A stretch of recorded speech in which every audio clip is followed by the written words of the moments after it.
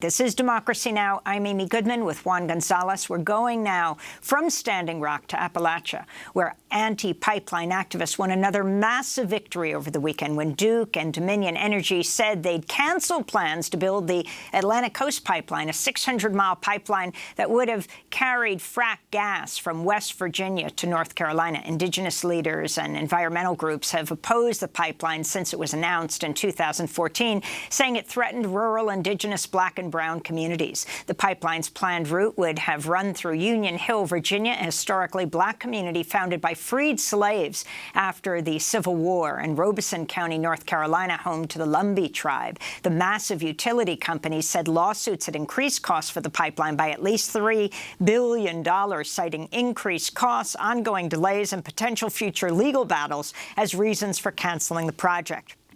Well, for more on the canceled Atlantic Coast Pipeline, we go to Pembroke, North Carolina, where we're joined by Donna Chavis, senior fossil fuel campaigner for Friends of the Earth, elder of the Lumbee Nation. She's called the fight against the pipeline a David versus Goliath struggle. Welcome to Democracy Now! Well, it looks like you have won this struggle, Donna Chavis. Can you respond to the decision and where you think it came from? Yes, and thank you for having me today, Amy. The decision is something that I was elated about. I was in a grocery store and I heard about it and had to go outside to celebrate. Where it came from, I think it came from a number of sources.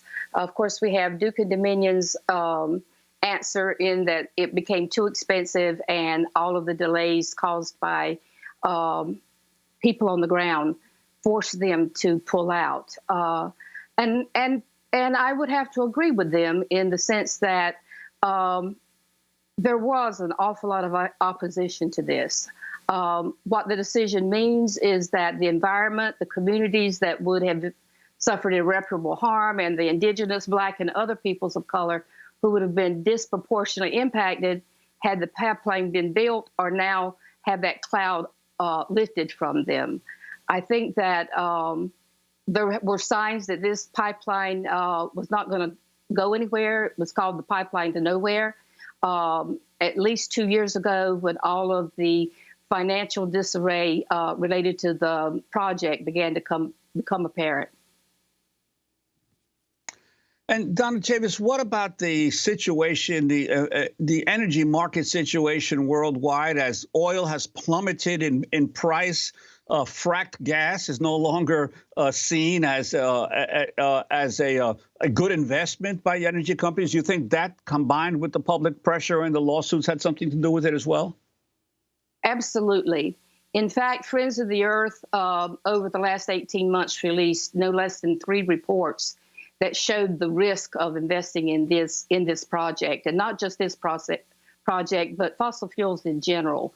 Gas and oil are no longer the cheapest source for energy. And I know that at least in North Carolina, decisions are supposed to be made about what is the best product for the citizens. And in this case, gas and oil is not the best. As you just pointed out, the price for both of those has just plummeted. In the United States, we have a glut.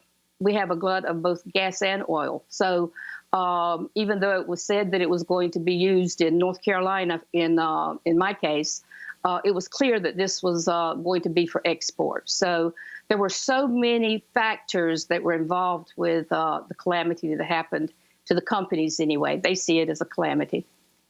In 2017, Unicorn Riot interviewed John Lowry, a lifelong resident of Union Hill, the historic Black community founded by the descendants of freed enslaved people in the incorporated Buckingham County, Virginia. Residents of Union Hill for years spoke out against the Atlantic Coast Pipeline, which would have cut right through Union Hill. This is what he said. We are in the zero zone. In other words, we are first to go. We know that it will emit poisonous gases. We know that. And we know that it will definitely contaminate the water. We are now just recently begin to find slave cemeteries. This community is perhaps 85% Black. Perhaps that's why they say this area has no culture or natural resource, which is both lies. So that's John Lowry, lifelong resident of Union Hill.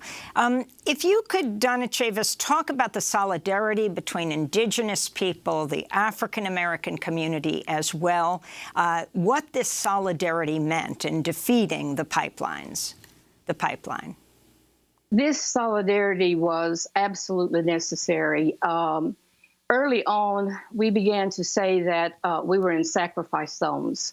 I relate totally to everything that Mr. Lowry said, because in so many cases, the communities, the Black communities, the Indigenous communities are sometimes officially declared sacrifice zones. And so as we were working up and down the pipeline in resistance and opposition, we found ourselves in a wonderful situation of crossing the boundaries between race and class and bringing together the Indigenous and African-American communities. I'll give you one example. Northampton County, which is what I used to call the northern gate of the pipeline coming into North Carolina, it is a majority Black community. And then you have Robeson County that is a majority Native American and Black community together. So along the pipeline route, we were joining together the northern gate and the southern gate and all those in between to work against this substantial problem that we were facing. And we held each other up and kept going until we were on the phone Sunday, calling and texting and emailing all over the place with the celebration. And Donna Chavis, we have only about a minute or so left, but I was wondering if you could tell us a little bit about the Friends of the Earth is turning its attention now to a gas storage facility in North Carolina that Piedmont Natural Gas, a subsidiary of Duke Energy, is planning to develop. Could you tell us briefly what that project is about? Yes, it is a Duke Energy project through Piedmont Natural Gas, which is a wholly owned subsidiary. It will be a 1 billion cubic foot storage and distribution facility, and it is sitting smack dab in the middle of a majority Indigenous community, Lumbee and Tuscarora, very close to a school, just barely within the limits of the 1 mile that would have stopped it from being able to be built.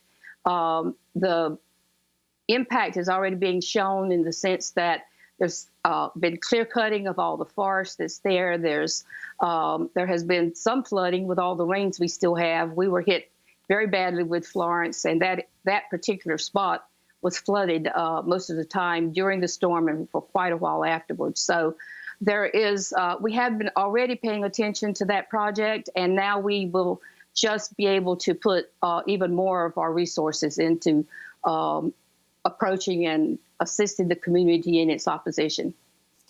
Well, Donna Chavis, we want to thank you for being with us, senior fossil fuel campaigner for Friends of the Earth and an elder of the Lumbee Nation. Friends of the Earth speaking to us from Pembroke, North Carolina. This is Democracy Now! When we come back, we go inside Otay Mesa Detention Center, the jail near San Diego. Stay with us.